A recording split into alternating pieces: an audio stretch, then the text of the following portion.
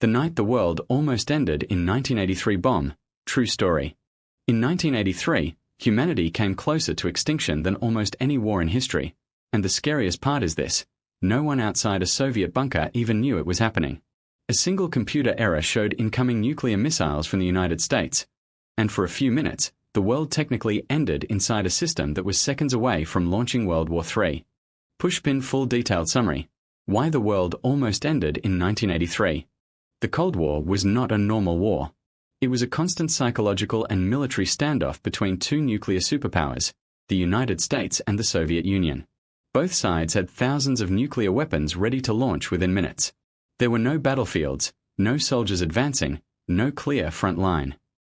Instead, there was something far more dangerous: fear, mistrust, and machines designed to react instantly.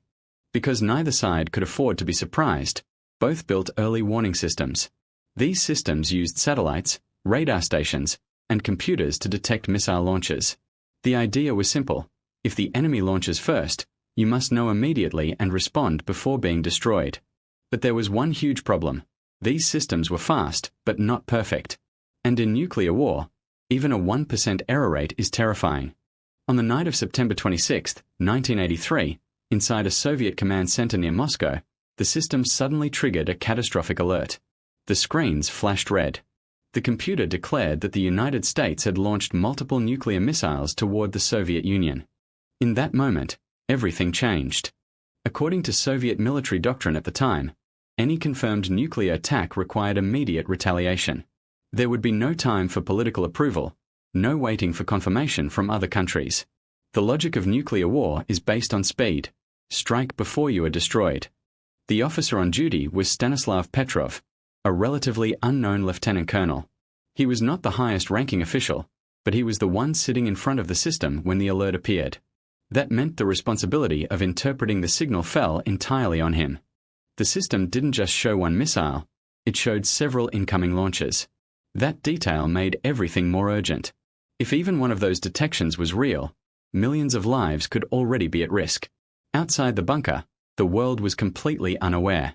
People were sleeping, cities were quiet, and life continued normally. While inside, humanity's fate was collapsing into a single decision point. Petrov was now trapped between two impossible outcomes. If he reported it as a real attack and it was false, he could trigger global nuclear war based on a system error.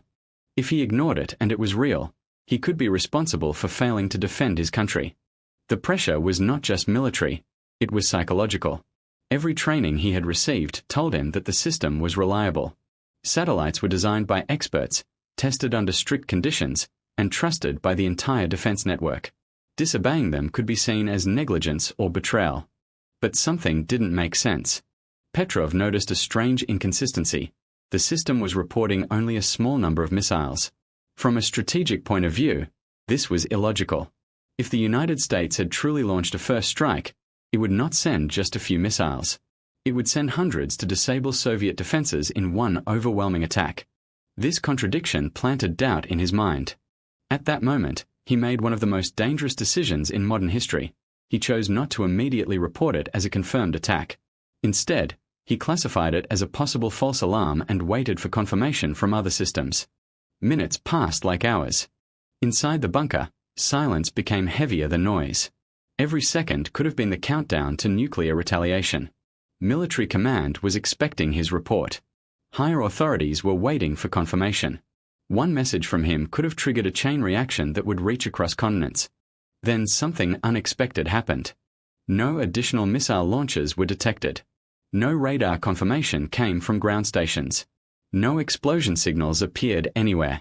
Slowly, it became clear that something was wrong with the system itself.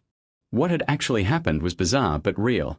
A rare alignment of sunlight reflecting off high-altitude clouds had fooled the satellite sensors into interpreting it as missile launches. A technical glitch.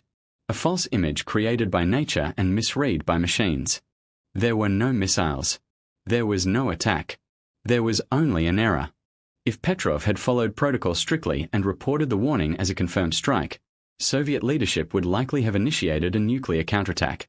At that time, both superpowers had launch-on-warning policies, meaning they did not need physical confirmation of impact, only detection. Once retaliation started, the United States would almost certainly have responded in return. Within minutes, global nuclear war could have begun. And nuclear war in the 1980s was not limited or controlled. It would have meant the destruction of major cities across the world: New York, Moscow, London, Beijing, and countless others, followed by long-term nuclear winter, famine, and collapse of civilization. What makes this event even more terrifying is that the world outside had no idea it was even close to happening. There were no emergency broadcasts, no political negotiations, no public panic. Just a silent moment in a military system where humanity's survival depended on a single judgment call. Later, the incident was quietly investigated and confirmed as a false alarm caused by a technical failure in the satellite warning system. But by then, the most important decision had already been made. Stanislav Petrov's actions were later described by many historians as one of the most important reasons the Cold War did not turn into World War III. Not because he stopped a war that had already begun, but because he prevented one that almost started by accident. He did not fire weapons. He did not negotiate peace. He simply trusted human reasoning over a machine reading. And in 1983, that was enough to keep the world alive.